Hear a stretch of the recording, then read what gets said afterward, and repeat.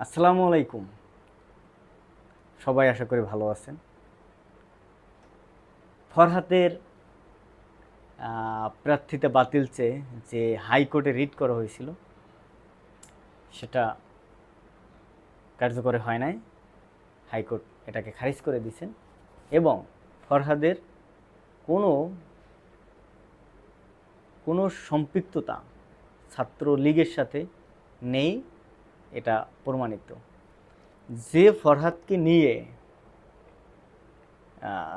আপনারা ছাত্র লীগের যে সহসভাপতি হিসেবে প্রচার করতেছেন, এই ফরহাদ এক না।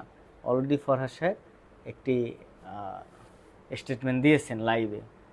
চলেন কিছু অংশ শুনে আসি। আসলে ছাত্র শিবিরের এস.এম. ফরহাদ এবং আমার সংশ্লিষ্টতা এবং আমরা এক ব্যক্তি কিনা এটা জানার জন্য। তো যদিও আমি 2024 সালের 22শে সেপ্টেম্বরের ব্যাপারে আমার ফেসবুক পোস্টে আমি ব্যাপারটা কনফিউশনটা ক্লিয়ার করি। ছাত্র শিবিরের এস.এম. ফরহাদ এবং আমি ব্যক্তি এক নয়। আমার বাসা সাতক্ষীরা, ওর বাসা চট্টগ্রাম। আমি 2016-17 সেশনের ছাত্র, ও 2017-18 সেশনের, এবং আমার বিভাগ তো ফার্সি ভাষা ও সাহিত্য, এবং ওর হচ্ছে সমাজ কল্যাণ ও গবেষণা ইনস্টিটিউটের ছাত্র। সে সামাজিক যোগাযোগ মাধ্যমে যে ছাত্রলীগের যে প্যাডটা আর কি ঘুরছে, যে সহসভাপতি, সেটা ছাত্র শিবিরের ফরহাদের নয়, ওটা আমার।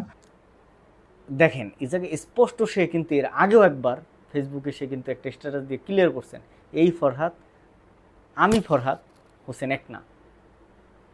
আমিও এস.এম. ফরহাদ, যারে আপনারা শিবিরের যে সভাপতি বর্তমান ঢাকা ভার্সিটির, এস.এম. ফরহাদ আর আমি এস.এম. ফরহাদ হোসেন এক না। ওই এস.এম. ফরহাদ আর আমি এস.এম. ফরহাদ হোসেন,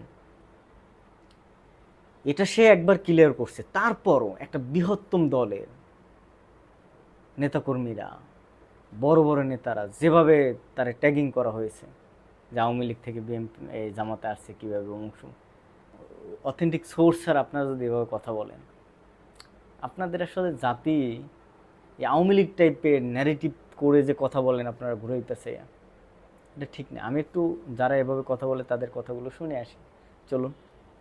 আপনি গ্যারান্টি দেন কেমনে যে জামাতের হাত দিয়ে আওয়ামী লীগের পুনর্বাসন হবে না? বাঁচাতে, যান বাঁচাতে, সম্পদ বাঁচাতে, বাড়ি বাঁচাতে, ঘর বাঁচাতে, বউ বাঁচাতে, বাচ্চা বাঁচাতে আওয়ামী লীগ জামাতে গিয়ে জয়েন দিয়েছে। জামাতের নেতা কর্মীরা এখন ডিম ফুটে নতুন বাচ্চা বেরোনোর মতো। আগে ছিল মুরগির বাচ্চা, এখন হয়ে গেল হাঁসের বাচ্চা। ছিল তারা আওয়ামী লীগ, হয়ে গেল এখন শিবিরের প্রার্থী। দেখছেন না? দেখছেন তো আপনারা, দেখলেন তো। আপনার এভাবে কাদা ছোড়াছুরি করার দরকার নাই। এটা হাইকোর্টের রিট করছে, রায় পর্যন্ত আপনারা ওয়েট করতেন যে কী রায় আসে। এটা ফরহাদ যদি দোষী হয়, সে যদি আওয়ামী লীগের সাথে জড়িত হয়, তাহলে আপনি বলতে পারেন তার মানে আপনার দল করে না বিদয়, জামাতে শিবির করে বিদয়, তার মানে তারে আপনি ট্যাগিং করবেন, যাতা বলবেন। এটা থেকে আমরা বেরোইতে পারতেছি না। আসলে এর খেসারত দিতে হবে। তবে আমি একটা জিনিস শিওর, ফরহাদ ভাই ধৈর্যের পরিচয় দিয়েছেন।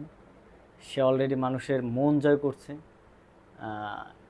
তার শিবির যেভাবে কাদা ছুড়াছুরি থেকে বিরত থেকেছেন, সারা দিন অন্য দলের সমালোচনা করা থেকে বিরত থেকেছেন, তারা কাজ করছেন, বিভিন্ন প্রোগ্রাম করছেন, 1 বছরে তার অনেক অ্যাক্টিভিটিস করছেন।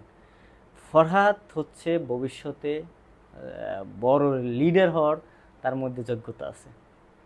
আসলেই ওনার জন্য শুভকামনা করলাম। যতটুকু বোঝার চেষ্টা করলাম, এ থেকে আমি এতটুকু বুঝলাম, এই যে হিংসা, এই যে দাম্ভিকতা, এই যে কাদা ছড়াছড়ি, কাউকে ট্যাগিং করা, কাউকে শিবির, এই যে আরেকটা স্লোগান আপনাদের একটু শোনাই, দেখেন কি বলে।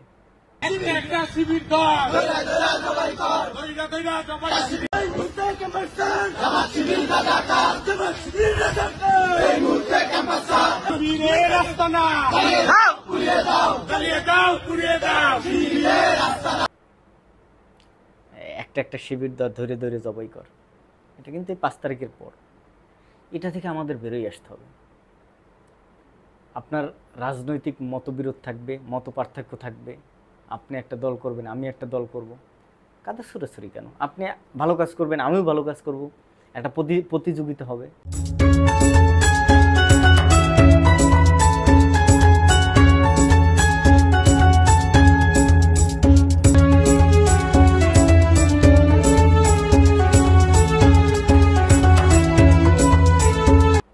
শিবির আসলে জাতির জন্য একটি যে কয়টা ছাত্র সংগঠন আছে আমার চোখে দেখা, আমার অ্যানালাইসিস বলে তার অবশ্যই আদর্শিক।